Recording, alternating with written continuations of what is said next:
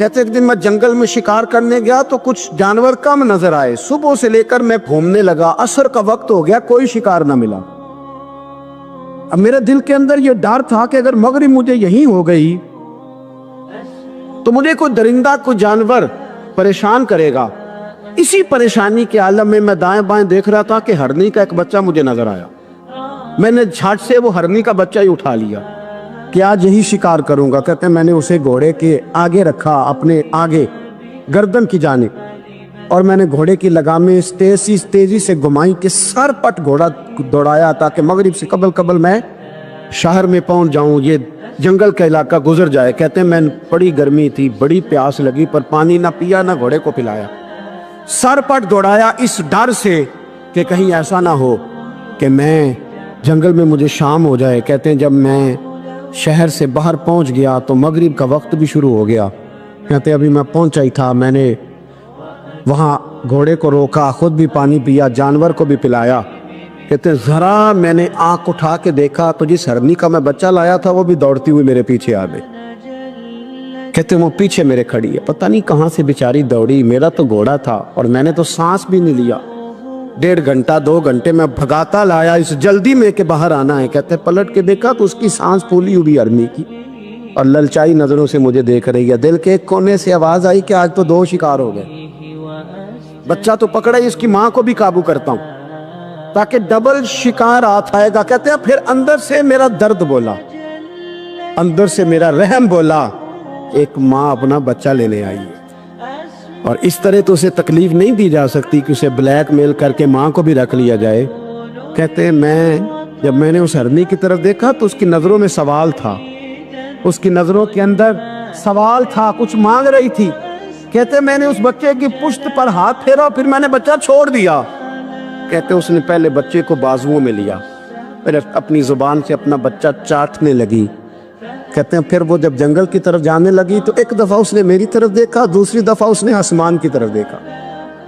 زندگی میں مجھے اتنا سکون کبھی نہیں آیا تھا جتنا آج آیا۔ کہتے ہیں میں گھر گیا، عشاء کی نماز پڑھی، پا وضو میں بستر پہ لیٹ گیا۔ لوگوں میرے نصیب دیکھو، مجھے مدینے والے محبوب کا دیدار نصیب ہوا۔ رسول کریم علیہ السلام میری خواب میں آئے، میں رونے لگا، گھر مہک اٹھا، پھول کھلنے لگے، خوشبوئیں بکھرنے لگی۔ کہتے ہیں محبوب کریم تشریف لائے اور کیا خوبصورت جملہ ہے، اگر تجھے بادشاہ بنا دیا جائے تو انسانوں کے ساتھ بھی اسی طرح رحم کرے گا نا جس طرح آج ہرنی کے ساتھ کیا ہے۔ اگر تجھے بادشاہ بنایا جائے تو رویہ یہی رکھے گا یا بدل جائے گا؟ کہتا میں رو پڑا، میں نے کہا یا رسول اللہ میں تو غلام بننے کے بھی قابل نہیں، تو بادشاہ کیسے بنوں گا؟ فرمایا تیری آج کی ادا بڑی پسند آئی ہے، عرش کے مالک نے تجھے بادشاہ بنانے کا فیصلہ کر لیا، تیری یہ ادا بڑی بھائی ہے، بڑی پسند آئی۔ فرماتے ایک ہرنی کے بچے پہ رحم کھایا تھا، رب کریم نے مجھے بادشاہی عطا فرما لی۔ ہم نہ سیاست سے بادشاہی لینا چاہتے، سیاستدانوں کے اپنی جیب سے اشتہار چھپوا کے بادشاہی لینا چاہتے، ڈیرا بنا کے بادشاہی لینا، نہ بادشاہی تو رحم کرنے سے ملتی، بادشاہی تو شفقت کرنے سے ملتی، بادشاہیاں تو اللہ کی مخلوق سے پیار کرنے سے ملتی۔ وہ شخص کہتا ہے کہ میرا ظرف یہ تھا کہ 4-5 دینار ملیں گے، تو امام حسین فرمانے لگے تھوڑی دیر بیٹھ جا، رزق آ رہا ہے۔ تو امام حسین کو حکومت وقت کی طرف سے 5 تھیلیاں ملی، جس میں ایک تھیلی میں 500 اشرفیاں تھیں، 5 تھیلیاں آئیں، لیکن اس کو آنے میں ذرا دیر ہو گئی۔ وہ 5 تھیلیاں جب آئی تو امام حسین اس کی طرف 5 تھیلیاں بڑھا کے ذرا دیکھنا میری طرف غور سے، 5 تھیلیاں بڑھا کے تو فرمانے لگے میاں جتنا تجھے انتظار کرایا ہے اتنی ہم تیری حاجت پوری نہیں کر سکے، تو یہ نہ محسوس کرنا کہ حسین کے دروازے پہ بیٹھا بھی رہا ہوں تو ملا کیا ہے، یہ نہ محسوس کرنا۔ وہ شخص کہتا ہے جب میں نے وہ تھیلیاں کھولی اور پھر میری نظر امام حسین پہ پڑی تو میرے اندر سے آواز آئی اگر حسین ابن علی اتنے سخی ہیں تو محمد عربی کتنے سخی ہو۔ اگر یہ معیار ان کا ہے، ان کا یہ معیار ہے، اور خود بھیک دیں خود ہی کہیں منگتے کا بھلا ہو، خود کہنے لگے جتنا انتظار کرایا ہے اتنی تیری مدد کر سکے۔ یہ سخاوت کا معیار تھا، یہ طریقہ تھا۔ ایک دفعہ سیدنا امام حسین رضی اللہ تعالیٰ عنہ کے گھر کے اندر 5000 دینار آئے، مسجد میں تھے، آپ کو 5000 دینار ملے تو امام زین العابدین کہتے ہیں کہ مسجد سے لے کر گھر آنے تک امام حسین نے 5 کے 5000 اللہ کے راستے میں خیرات کر دی۔ فرماتے میں نے کہا ابا جی 5 دینار کی گھر میں ضرورت تھی، مالاں والے سخی نہیں ہوندے تے سخیاں کل مال نہیں ہوندا، ایتھے اوتھے دوویں جہان نہیں، سخی کنگال نہیں ہوندا۔ کہا ابا جی 5 دینار کی گھر میں ضرورت تھی، تو کہتے ہیں مجھے فرمانے لگے بیٹا یہ جن کو میں نے دیا ہے نا یہ گھر کے لیے ہی دیا ہے، یہ گھر کے لیے ہی دیا ہے، جن کو دیا ہے تمہارا کیا خیال ہے یہ باہر خرچ ہوا ہے؟ یہ گھر کے لیے ہی ہے۔ اس لیے کہ جب انسان دوسروں پر شفقت کرتا ہے تو اللہ اس کے گھر پہ رحمت فرماتا ہے۔ امام حسین کے مزاج میں پہلی بات میں نے ذوق عبادت کی عرض کی، دوسری بات عرض کر رہا ہوں کہ صحابہ حضرت اسامہ بن زید بڑے پیارے ہیں میرے نبی کریم کے، بڑے پیارے۔ حضرت اسامہ بن زید کے بارے میں سیدہ عائشہ صدیقہ فرماتی ہیں ان کے ناک سے اگر ریٹھ نکلتی تھی تو اللہ کے رسول اپنے دست مبارک سے صاف کر دیتے تھے، اور سرکار فرماتے تھے کہ اگر اسامہ لڑکی ہوتا نا، ان کے غلام کے بیٹے تھے حضرت زید بن عامر، اگر یہ لڑکی ہوتا میں اسے زیور پہناتا۔ بڑے پیارے تھے، لیکن جب ان کا آخری وقت آیا نا تو 60,000 دینار کا قرضہ تھا، رشتہ داروں سے کہا، دوستوں سے کہا، یاروں سے کہا، اور قرض ادا نہیں ہو رہا تھا۔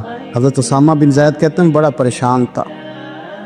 جب حد ہو گئی نا تو حضرت اسامہ بن زید فرمانے لگے جاؤ کوئی حسین ابن علی کو خبر کرو، ان سے کہو میں نا غلام ہوں آپ کے نانا کا، مقروض دنیا سے چلا گیا تو کیا بنے گا۔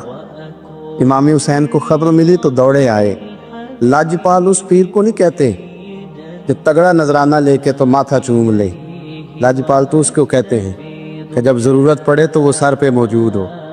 حضرت سیدنا امام حسین تشریف لائے تو جناب اسامہ بن زید رو پڑے، کہنے لگے حضور میں نے نا غلامی کی ہے آپ کے نانا کی، اور اس غلامی پہ ناز ہے، اب 60,000 دینار کا قرضہ لے کے دنیا سے جاؤں گا تو میری قبر پہ بوجھ رہے گا۔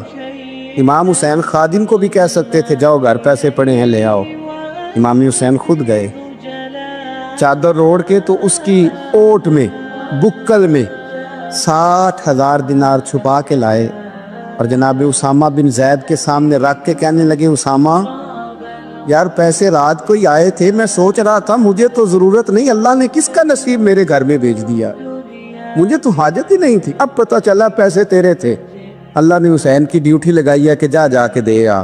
حضرت اسامہ بن زید رو پڑے، فرمانے لگے اللہ آپ کو بہترین صلہ عطا فرمائے۔ امام بڑا ہی پیار کرتے تھے، گھوڑے پہ جا رہے تھے، کچھ فقیر غریب لوگ بیٹھ کے روٹی کھا رہے تھے، کھا رہے تھے سڑک کے کنارے، تو امام زین العابدین فرماتے ہیں کہ جب امام حسین گزرے تو انہوں نے آواز دی حضور دل کرتا ہے ہمارے ساتھ بیٹھ کے روٹی کھائیں۔ کائنات کے مالک و مختار کے نواسے اور دنیا کے سب سے بڑے شہزادے گھوڑے سے اترے اور غریبوں کے ساتھ سڑک پہ بیٹھ گئے، روٹی کھانے لگے اور دیر تک کھاتے رہے، اور جب فارغ ہو گئے تو فرمانے لگے کھانے کی ضرورت بھی نہیں تھی، حاجت بھی نہیں تھی، پر تم نے آواز دی تو دل رکھنے کو بیٹھ گیا تھا، اگر اجازت دے تو چلا جاؤں۔ یہ مزاج تھا، یہ طبیعت تھی۔ آپ کے ایک بھائی ہیں چھوٹے، حضرت محمد بن حنفیہ نام ہے، حضرت مولا علی شیر خدا رضی اللہ تعالیٰ عنہ کی دوسری بیوی سے۔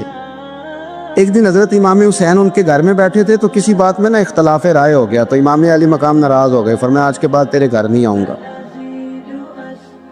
رومال اٹھایا چلے گئے۔ لوگوں نے حضرت محمد بن حنفیہ رضی اللہ تعالیٰ عنہ سے کہا حسین تو ناراض ہو گئے، کبھی نہیں آئیں گے۔ آپ فرمانے لگے بھائی تمہارا ہے کہ میرا؟ جی بھائی تو آپ کے ہیں۔ فرمایا اگر کہو تو چند منٹوں میں حسین واپس آئے۔ جناب ناراضگی ہو گئی ہے۔ فرمایا ناراضگی ہوئی ہے پر میں اس کے دل کی نرمی کو تو جانتا ہوں، اس کے مزاج کے اندر جو محبت ہے اس سے تو ابھی آئے۔ کہا جناب وہ کیسے؟ فرمانے لگے دیکھنا ذرا۔ تو امام حسین نے خط لکھا، حضرت محمد بن حنفیہ نے رکا لکھا، کہنے لگے حسین میرے باپ کا نام بھی علی ہے اور آپ کے باپ کا نام بھی علی ہے، پر ایک فضیلت ایسی ہے جس میں آپ کا مقابلہ نہیں کر سکتا، وہ یہ ہے کہ آپ سیدہ فاطمہ الزہرا کے لال ہیں، آپ محمد مصطفیٰ علیہ السلام کے نواسے ہیں۔ کہنے لگے بھائی جان آپ نے نانا جان کی وہ حدیث تو سنی ہوگی کہ دو لوگ ناراض ہو جائیں تو جو صلح پہلے کرے جنت میں پہلے جائے گا۔ فرمانے لگے دل میرا کر رہا تھا کہ پہلے صلح کر لوں، لیکن پھر بڑے بھائی کو پشت کروں گا جنت میں جاتے ہوئے، یہ بھی تو بے ادبی ہے نا۔ اب خط میں نے لکھ دیا ہے، آپ کا جو ارادہ ہو۔ امام حسین نے خط پڑھا تو آنکھوں میں آنسو آ گئے، پھر سے رومال اٹھایا۔ بچے پوچھنے لگے کہاں جا رہے؟ کہا بھائی کے گھر جا رہا۔ کہا آپ تو ناراض تھے؟ فرمایا تھا ناراض، پر ہے تو میرا بھائی نا۔ ہو گئی بات ختم۔ بڑی دل میں نرمی، طبیعت میں سوز، لہجے میں گداز۔ حضرت امیر معاویہ رضی اللہ تعالیٰ عنہ نے ایک شخص کو بھیجا مدینہ منورہ شام سے، تو اس نے کہا میں نے امام حسین سے ملنا ہے، تعارف کیا ہے؟ جناب امیر معاویہ فرمانے لگے مسجد نبوی میں جانا جس کے گرد لوگ سب سے زیادہ ادب سے بیٹھے ہوں، اور جس کی باتیں سب سے زیادہ میٹھی ہوں، اور جس کی نظریں سب سے زیادہ جھکی ہوں، اور جس کے چہرے پر تمہیں سب سے زیادہ وقار نظر آئے، وہی علی کے بیٹے حسین ہوں گے۔ جو سب سے زیادہ تمہیں وہاں ماحول کے اندر جو شخص نظر آئے، پوچھنے کی ضرورت نہیں پڑے گی۔ وہ شخص کہتا میں مدینے آیا تو میں نے واقعی ایک شخص کو دیکھا، شہد کے گرد مکھیوں کا اتنا ہجوم نہیں ہوتا جتنا امام حسین کے گرد رسول اللہ کے غلاموں کا ہجوم تھا، لیکن نظریں جھکی ہوئی، باتیں میٹھی، لہجہ گداز گداز، لفظوں میں رانائی، اور لوگ کئی باتیں پوچھتے تو علی کے صاحبزادے ایک کا جملہ بولتے تو لگتا یہ کہ وہ جملہ سیدھا دل میں اترتا چلا جاتا ہے۔ امام علی مقام کے کردار میں نہ کچھ باتیں بڑی زیادہ تھیں، بہت زیادہ تھیں، بڑا حسن تھا۔ ایک بات تو یہ تھی امام حسین رضی اللہ تعالیٰ عنہ کا علم و فضل بڑا کمال کا تھا۔ ایک دفعہ صحابہ میں مسئلہ بن گیا کہ بچہ پیدا ہوتا ہے تو اس کا وظیفہ کیسے لگانا ہے۔ امام حسین کا علم و فضل بتا رہا ہوں، علم و فضل، تو بات بڑی پیچیدہ ہو گئی۔ حضرت عبداللہ ابن زبیر کے پاس لوگ آئے، کہنے لگے کہ آپ بڑے صاحب علم و فضل ہیں، آپ نے حضور علیہ الصلوۃ والسلام کے ساتھ وقت گزارا ہے، تو مسئلے کو حل کریں کہ بچہ پیدا ہونے کے بعد حکومت اگر وظیفہ لگائے گی تو کب لگائے گی؟ جب بحث طول پکڑ گئی، مسئلہ حل نہیں ہوتا تھا، تو حضرت عبداللہ ابن زبیر کہنے لگے ہم سے نہیں حل ہوگا، ایک بندہ ہے جس کے سینے میں رسول اللہ صلی اللہ تعالیٰ علیہ وسلم کے نور نبوت کا فیضان ہے، وہ یہ مسئلہ حل کریں گے۔ تو کہا وہ کون سے؟ آپ فرمانے لگے جب ہم سے مسائل حل نہیں ہوتے تو ہم ان کے علم سے فائدہ اٹھاتے ہیں۔ کہا کون ہے؟ کہا جناب امام حسین۔ تو لوگ حضرت امام حسین کے پاس گئے، کہ حضرت یہ ایک مسئلہ الجھ گیا ہے کہ بچہ پیدا ہو تو وظیفہ کب لگانا ہے؟ فرمایا الجھنے والی بات ہی کوئی نہیں، پیدا ہونے کے بعد جب وہ پہلی دفعہ آواز نکالے تو اس کا وظیفہ لگا دو۔ اس کا مطلب یہ ہے کہ وہ دنیا میں آ گیا ہے، اس نے اپنے آنے کا اظہار کر دیا ہے، اعلان کر دیا ہے، اب اس کا وظیفہ لگا دو۔ تو اس پر پھر صحابہ کا اتفاق ہو گیا۔ امام حسین کے علم سے، فضل سے لوگ فیض اٹھاتے تھے۔ حضرت سیدنا امام حسین کی شہادت کے بعد حضرت عبداللہ ابن زبیر رضی اللہ تعالیٰ عنہ نے قاتلان حسین سے خطاب کیا اور فرمانے لگے اللہ کی قسم تم نے اس شخص کو شہید کیا ہے جو راتوں کو لمبے لمبے قیام کرتا تھا، اور تم نے اس شخص کو شہید کیا ہے جس سے میں دن میں جب بھی ملتا تھا تو وہ روزے سے ہوتا تھا۔ تم نے اس شخص کو شہید کیا جو قائم اللیل تھا، صائم الدہر تھا، اس شخص کو تم نے شہید کیا۔ آپ کو پتہ ہے کہ میدان کربلا میں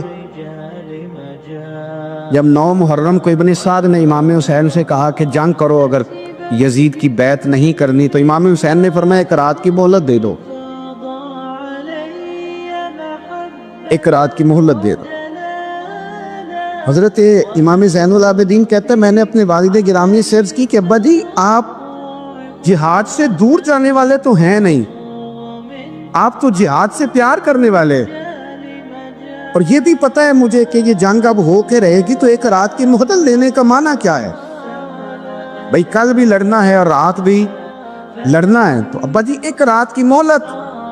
تو سیدنا امام حسین رضی اللہ تعالیٰ عنہ فرمانے لگے بیٹا رات کی مہلت اس لیے لی ہے کہ میں آج رات کھل کے اپنے رب کی عبادت کر لوں، میں استغفار کر لوں، میں لمبے سجدے کروں۔ اور کہا زین العابدین تو جانتا ہے نا کہ مجھے نماز سے، تلاوت سے، دعا سے اور استغفار سے بڑا پیار ہے، رسول کریم علیہ السلام نے فرمایا، جامع ترمذی میں موجود ہے، فرمایا میں جا رہا ہوں پر تمہیں دو بڑی بھاری بڑی وزنی چیزیں دے کے جا رہا ہوں، صحیح ستہ کی روایت، دو وزنی چیزیں تمہارے بیچ چھوڑ کے جا رہا ہوں، اگر ان کو تھام کے رہو گے تو کبھی گمراہی تمہارے پاس نہیں آئے گی۔ یا رسول اللہ وہ کون کون سی؟ فرمایا ایک اللہ کی کتاب دے کے جا رہا ہوں اور دوسرا اپنا خاندان دے کے جا رہا ہوں۔ اگر اہل بیت نبوت کو تھامے رہو گے، ہمارے بزرگوں نے لکھا ہے کہ یہ جو حضور نے کتاب اللہ اور پھر اپنی اہل بیت کا تذکرہ فرمایا تو اس کا مطلب یہ ہے کہ تھیوری دیکھنی ہوئی تو قرآن دیکھنا، اور پریکٹیکل دیکھنا ہوا تو علی اور فاطمہ کو دیکھنا، حسن اور حسین کو دیکھنا، ان کو دیکھنا۔ نبی کریم علیہ السلام کے اہل بیت منارہ نور ہیں، ان کی محبت، ان کا پیار کیوں بھلا؟ اس لیے کہ یہ وہ خوبصورت لوگ ہیں جن کو خود میرے نبی پاک نے تراشا ہے۔ ان کی سیرت میں جتنے رنگ ہیں وہ رسول کریم نے خود بھرے، ان کی ایک ایک بات کا خیال نبی پاک نے رکھا ہے، حضور نے از خود انہیں اپنی صحبت عطا کی ہے۔ زیادہ دور نہیں تھا سیدہ فاطمہ کا گھر، مسجد نبوی کے ساتھ تھا، اللہ کے رسول دن میں 2 دفعہ جایا کرتے تھے۔ پھر بھی کبھی کبھی فرماتے، فاطمہ میرا دل کرتا ہے آج میں رات تیرے گھر میں قیام کروں، تو سیدہ فاطمہ زہرا فرماتی ہیں کہ آمنہ کے لال اس طرح بھی میرے گھر میں قیام کرتے تھے کہ حضور چارپائی پہ لیٹتے تھے تو ایک کندھے پہ امام حسن کا سر ہوتا تھا اور دوسرے پہ امام حسین کا سر اقدس ہوتا تھا، اور فرماتی ہیں رات کو کبھی حسنین کریمین دودھ مانگتے تو میں اٹھتی دودھ دینے کے لیے، تو حضور فرماتے لیٹ جاؤ آج میرے ساتھ سوئے ہیں تو دودھ بھی میں ہی پلاؤں گا، تو محبوب اٹھتے ان کے لیے دودھ لاتے برتن سے نکال کے، حضور نے انہیں وقت دیا اور پھر ان کی چھوٹی چھوٹی چیزوں کا خیال رکھا۔ صحیح بخاری میں موجود ہے، تربیت پر توجہ دی۔ امام حسین تشریف لائے، ابھی عمر مبارک 7 سال کے قریب تھی، مسجد نبوی میں صدقے کی کھجوروں کا ڈھیر لگا ہوا تھا۔ چھوٹا بچہ جو ہوتا ہے نابالغ، اس پر شریعت کے احکامات نہیں آتے، صدقے کی کھجوروں کا ڈھیر تھا مسجد نبوی میں۔ یہ تربیت ہے، یہ ٹریننگ ہے جو اللہ کے محبوب نے خود انہیں عطا فرمائی۔ صدقے کی کھجوروں کا ڈھیر تھا، امام حسین حضور کے ساتھ آئے تو امام علی مقام نے نہ ایک کھجور اٹھا کے منہ میں رکھ لی۔ شارحین نے لکھا ہے لگتا یہ ہے کہ کئی دنوں کی بھوک تھی، کیونکہ یہ فاقہ اہل بیت کا بڑا محبوب ہے، مجبور نہیں تھے، وہ تو خزانوں کے مالک تھے، پر غریبوں سے محبت کی وجہ سے فاقے کیا کرتے تھے، یہ ان کی پسند ہے فاقہ کرنا۔ تو ایک کھجور امام علی مقام نے رکھ لی تو اللہ کے رسول نے گلے میں انگلی ڈال کے نکال دی اور فرمایا حسین یہ صدقہ ہے، یہ میری اہل بیت کے لیے درست نہیں ہے۔ حضور نے خود تربیت کی، اور پھر سیدہ فاطمہ الزہرا نے نا اپنے بچوں کو تراشا، ان پر محنت کی۔ میں اکثر گزارش کرتا ہوں دوستوں سے، میں کہتا ہوں کربلا کا واقعہ کوئی حادثاتی نہیں ہے، اس کے پیچھے پوری ایک لاجک ہے، اس کے پیچھے پورا ایک فلسفہ ہے۔ ایسے ہی کوئی آدمی 3 دن بھوکا پیاسا رہ سکتا ہے؟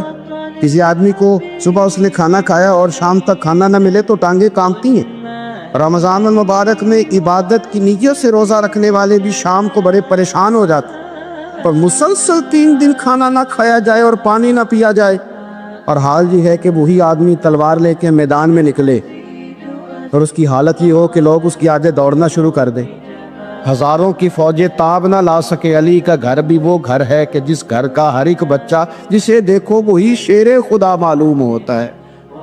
یہ کوئی آسان ہے؟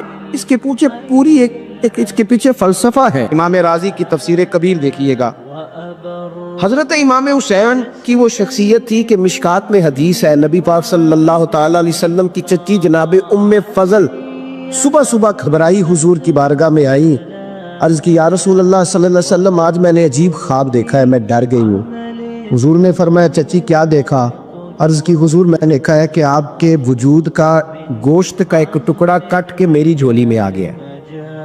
حضور یہ کیا ہے؟ تو محبوب خواب سن کے مسکرائے، فرمایا چچی یہ پریشانی والا خواب نہیں، یہ تو خوشی والا خواب ہے، اللہ فاطمہ کو بیٹا عطا کرے گا اور وہ تیری گود میں کھیلا کرے گا، چونکہ وہ میرے وجود کا ٹکڑا ہوگا لہذا خواب تجھے یہ آئی ہے۔ تو امام حسین پیدا ہوئے، امام حسن کی عمر ابھی 11 مہینے تھی، تو نبی پاک نے امام حسین کو جناب ام فضل اپنی چچی کی گود میں دے دیا کہ فاطمہ کے لیے دونوں بچے سنبھالنا مشکل ہوگا۔ وہ خواب اس طرح پوری ہوئی۔ امام حسین سے حضور نے بڑا پیار کیا، بڑی محبت فرمائی نبی پاک سے۔ کچھ حدیثیں میں نے جمعے میں عرض کی تھی حضرت ابو ہریرہ رضی اللہ تعالیٰ عنہ کہتے ہیں یہ واحد بچہ تھا حضور کے گھرانے کا کہ میں نے دیکھا کہ نبی پاک صلی اللہ علیہ وسلم بیٹھے تھے تو یہ حضور سے کہہ رہے ہیں، نبی پاک سے کہ نانا جی اٹھ کے کھڑے ہو. کہتے حضور کھڑے ہو گئے تو کہنے لگے میں نے آپ کے برابر جانا ہے. بچے جو مرضی ضد کر لیتے ہیں نا. قد چھوٹا تھا، عمر 7.5 سال تھی. کہنے لگے نانا میں نے برابر جانا ہے. تو نبی پاک صلی اللہ علیہ وسلم نے ہاتھ پکڑ لیے، فرمایا چل پھر ہو جا برابر. تو حضرت ابو ہریرہ کہتے ہیں انہوں نے حضور نے ہاتھ پکڑے، اوپر کھینچا تو امام حسین نے پہلے اپنے پیر حضور کے گھٹنوں پہ رکھے، پھر نبی پاک کے سینے پہ رکھے، اور جب ان کا قد سر تھوڑا سا حضور سے اونچا ہو گیا تو محبوب فرمانے لگے چل بس کر، تو نے تو کہا تھا آپ کے برابر ہونا ہے، تو اوپر نکل گیا ہے، چل بس کر. فرماتے پھر امام حسین نے زبان باہر نکالی تو محبوب ان کی زبان چوسنے لگے، پھر ساتھ لٹا لیا اور انہیں سونگھنے لگے. تو میں نے عرض کی حضور آپ حسین کو سونگھتے کیوں ہے؟ تو فرمایا ابو ہریرہ مجھے حسین کے وجود سے جنت کی خوشبو آتی ہے، مجھے حسین کے وجود سے جنت کی. ایک دن حضور گزر رہے تھے، اصل اس طرح تھا کہ یہ نبی پاک کا حجرہ تھا. جن لوگوں کو اللہ نے مدینے کی زیارت کرائی ہے وہ جان سکتے ہیں نبی پاک کا حجرہ تھا. تو حضور کے حجرے کی اس جانب یعنی مسجد کی جو بالکل سیدھ ہے اس کی بیک میں سیدہ فاطمہ رہتی. تو حضور اکثر میں نماز کے لیے جب نکلتے تو حضرت فاطمہ کے حجرے کے پاس سے ہو کر دوبارہ محراب میں جاتے. محبوب حجرے کے پاس سے گزرے تو امام حسین رو رہے تھے، تو حضرت فاطمہ نے کسی بات میں جھڑک دیا تو امام حسین رونے لگے. تو نبی پاک نماز کے لیے گئے تو واپس لوٹ آئے اور واپس تشریف لا کے کہا فاطمہ حسین کو کیا ہوا؟ عرض کی یا رسول اللہ تنگ کر رہے تھے میں نے ڈانٹ دیا ہے. کیا خوبصورت جملے ہیں حدیث پاک میں. سرکار نے فرمایا فاطمہ اس کو حسین کو نہ رونے نہ دیا کر، یہ جب روتا ہے نا تو میرے دل کو تکلیف ہوتی ہے. تو بی بی صاحبہ کہتی ہیں یہ حکم آیا نبی پاک کا میرے نا، پھر میں نے ڈانٹنا چھوڑ دیا. یہ ان کے فضائل تھے، ان کی تربیت خود نبی پاک نے فرمائی. پہلی بات تو یہ ہے کہ نبی پاک نے دعا مانگی تو یا اللہ میرے گھر والوں کو زیادہ روزی نہ دینا، انہیں ایک وقت روٹی دینا، ایک وقت کی بھوک دینا. یہ جو 10 دن کربلا میں انہیں ٹینشن نہیں نہ ہوئی، انہیں عادت تھی فاقہ کرنے، انہیں 3 دن وصلی روزے رکھنے کی عادت تھی. پہلی بات. دوسرا یہ کہ جہاد کی تربیت حضور خود کراتے.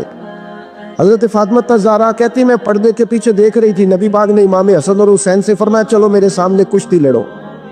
تو دونوں حضرات آپس میں جب کشتی لڑنے لگے تو نبی پاک نا امام حسن کو کہتے حسن حسین کو ٹانگوں سے پکڑو، حسن حسین کو پیچھے سے پکڑو. جب نبی پاک بار بار امام حسن کو بتا رہے تھے تو سیدہ پیچھے سے بول پڑی، کہنے لگی یا رسول اللہ آپ چھوٹے کو بتائے آپ بڑے کو بتا رہے. بڑا تو پہلے 11 مہینے بڑا ہے تو آپ چھوٹے کو بتائے بڑے کو بتا رہے. تو فرمایا فاطمہ تو چپ کرنا، جو میں دیکھ رہا ہوں تو نہیں نہ دیکھ رہی، ایک کو میں بتا رہا ہوں دوسرے کو جبریل امین بتا رہے ہیں. لیکن اس کے ساتھ ساتھ امام حسین رضی اللہ تعالیٰ عنہ کا جذبہ جہاد، امام حسین کی استقامت. آج لوگ ادھر ہوتے ہیں جس طرف ہوا کا رخ ہوتا ہے. آج لوگوں کی سوچوں کا زاویہ یہ ہے کہ جدھر رش زیادہ ہوگا ہم بھی ادھر جائیں گے. ہم یہ نہیں دیکھتے حق کس طرف ہے، ہم یہ دیکھتے ہیں رش کس طرف ہے. امام حسین رضی اللہ تعالیٰ عنہ نے رش نہیں دیکھا، حق دیکھا. امام حسین رضی اللہ تعالیٰ عنہ استقامت کے وہ پہاڑ ہیں، معمولی آدمی نہیں تھے. فرزق شاعر کہتا ہے کہ میں نے امام حسین سے کہا تھا، میں نے کہا لوگوں کی تلواریں یزید کے ساتھ ہے پر دل آپ کے ساتھ ہے، دل آپ کے ساتھ ہے. امام حسین رضی اللہ تعالیٰ عنہ نے زمانے کے حالات نہیں دیکھے، حق اور سچ دیکھا. جتنی چیزیں انسان کو کمزور کر سکتی ہیں وہ ساری امام حسین پہ طاری کی گئیں. جتنی چیزیں وطن چھوڑنا کتنا کو مشکل ہوتا ہے. شالا پردیسی کوئی بھی نہ تھی وے ککھ جنا تو پارے. حضرت سلطان باؤ فرماتے ہیں بچو پردیسی ہونا کوئی آسان ہے؟ جس آدمی کا کسی چھوٹے سے گاؤں میں بھی مکان ہو چھوڑنا پڑ جائے تو روتا ہے. تو مجھے بتاؤ جس نے اپنا سارا بچپن مدینے میں گزارا ہو، آج جو ایک ہفتہ مدینے رہ کے آتے ہیں ان سے واپس نکلنا مشکل ہوتا ہے. لیکن امام حسین حق کا رستہ تھا، وطن کی قربانی دی، اور معمولی وطن نہیں مدینے جیسا وطن. اور جب کھڑے تھے نا امام حسین رضی اللہ تعالیٰ عنہ رجب میں نکل رہے تھے مدینے سے، تو کوئی شاعر کہتا ہے دور کھڑے ہو کہ انہوں نے گویا کہا تھا آقا تیرے کرم کے خزینے کی خیر ہو، میں جا رہا ہوں تیرے مدینے کی خیر ہو۔ امام حسین نے وطن چھوڑا، کوئی لغزش نہیں پیروں میں، کوئی نہیں۔ شہزادوں والی زندگی تھی، مسجد نبوی کے امام تھے، نبی کریم علیہ السلام کے روضہ اطہر پر تشریف رکھتے تھے، زمانہ حیا کرتا، شان و شوکت تھی، پر حق کے لیے چھوڑا، نکل کر خانقاہوں سے ادا کر رسم شبیری، اور پھر بڑا مشکل ہوتا ہے۔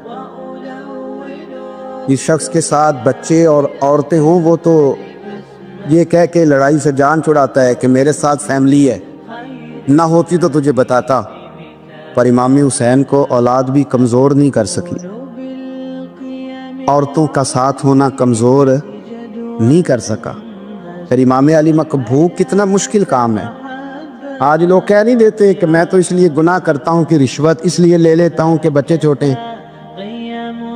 10 دنوں کی کم و بیش سفر، 3 دنوں کی بھوک اور پیاس، پر حق کے رستے میں امام حسین کو کوئی چیز کمزور نہیں کر سکی۔ اور پھر وہ جتنی باتیں لوگ کہہ سکتے تھے وہ ساری کہیں گئی، ساری۔ اور آ کے عرض کرنے لگا حضور یہ کوئی معمولی دشمن نہیں، یہ وہ ظالم ہیں جو لاشوں پہ بھی گھوڑے دوڑا دیتے۔ تو امام علی مقام فرمانے لگے جو شہادت کا جذبہ لے کے نکلے وہ پھر انجام نہیں دیکھا کرتا، وہ انجام، وہ جتنی چیزیں جو استقامت کے رستے میں آ سکتی ہیں وہ ساری چیزیں رستے میں آئیں، پر امام علی مقام نے کسی چیز کی پرواہ نہیں کی۔ آج کا مسئلہ یہ ہے کہ آج لوگوں میں استقامت نہیں ہے، رات کو کچھ ہوتے ہیں، سویرے کچھ ہوتے ہیں، دوپہر کو کچھ ہوتے ہیں، شام کو کچھ ہوتے ہیں۔ ہمارا کل انداز تکلم کچھ اور ہوتا ہے، صبح کچھ اور ہوتا ہے۔ امام علی مقام میدان میں رہے، ایک میت گھر میں ہو جائے تو کئی دنوں تک آنکھ کھلتی نہیں، ہوش رہتا نہیں۔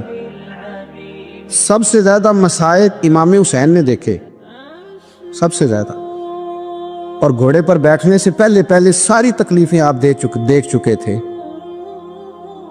باپ کا جنازہ اٹھانا آسان ہوتا ہے، بیٹے کا جنازہ اٹھانا بڑا مشکل ہوتا ہے، پر امام حسین نے بیٹوں کے جنازے اٹھائے۔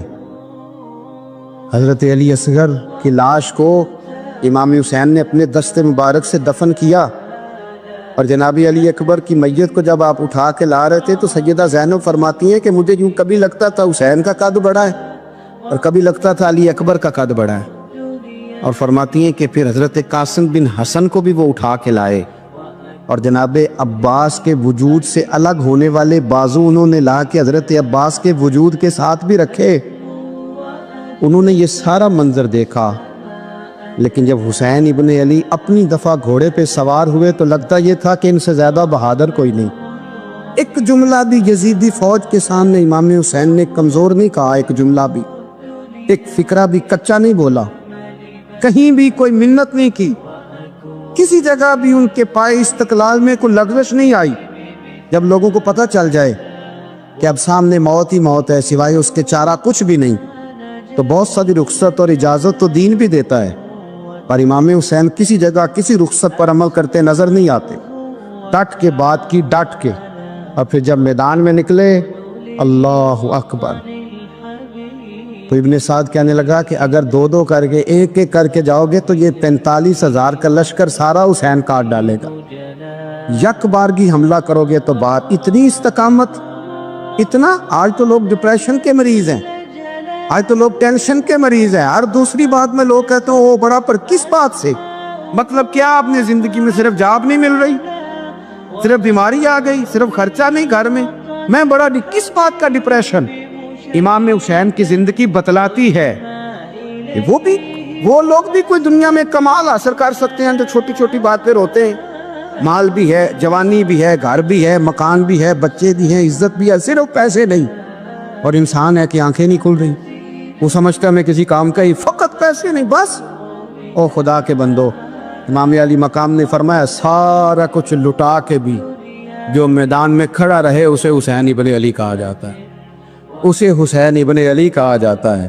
حسین ابن علی کی شان رفت کوئی کیا جانے، حسن جانے، علی جانے، نبی جانے، خدا جانے، کون جانے امام علی مقام کا معیار۔ تو امام حسین رضی اللہ تعالیٰ عنہ کی زندگی ہمیں بتاتی ہے کہ ذوق والی عبادت کرو، امام حسین کی زندگی ہمیں بتاتی ہے کہ جب تم سخاوت کرو تو پھر اپنی حیثیت سے بڑھ کر کرو، اور امام حسین کی زندگی ہمیں بتاتی ہے کہ دل میں کسی کے لیے کوئی بات نہ رکھو، صلح کرنے میں پہل کرو، محبتیں کرنے میں آگے بڑھو۔ اور امام حسین کی زندگی ہمیں بتلاتی ہے کہ جب دنیا میں تم نے کچھ کرنا ہے تو پھر ڈٹنا بھی سیکھو، پھر کھڑے ہونا بھی سیکھو۔ یہ نہ دیکھو کہ حالات، امام حسین نے ایک دن بھی حکومت نہیں کی، یزید نے 4.5 سال کی، لیکن قیامت تک دلوں پہ حکومت امام حسین کی رہے گی، امام حسین کی رہے گی، اس لیے کہ ان میں استقامت تھی۔ امام حسین کے ساتھ اس وقت 72 لوگ تھے، لیکن آج کائنات کا ذرہ ذرہ امام حسین کے ساتھ ہے۔ اس کا مطلب ہے وقت لگتا ہے، نظریہ غالب آ ہی جایا کرتا ہے، تو استقامت والی زندگی گزارے۔